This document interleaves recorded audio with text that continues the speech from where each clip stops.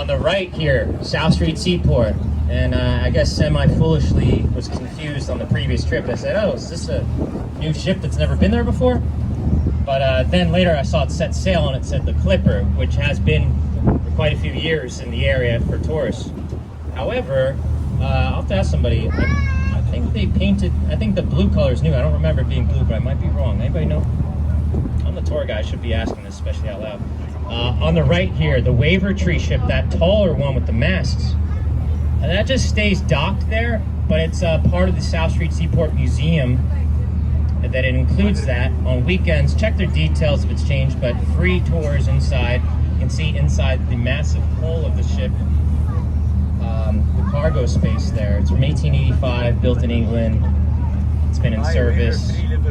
Made its rounds around the south edge of South America. Had a mast destroyed way back when. Eventually brought up to condition back up here.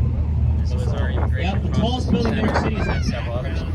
Mostly European immigrants at this time, and more than 12 million. Peak year was 1907 at 1.25 million. And you know, many people go there to visit. They got a museum, a national museum. Many people like to see if they can find it, look at a record of an ancestor of theirs and whatnot. So Samuel Ellis was a private landowner. He owned the island for a while. We're talking leading up to 1776, Declaration of Independence and so forth. Okay, normally it's supposed to be about maybe months in advance that you would have to book and buy a ticket in order to go up and access the crown.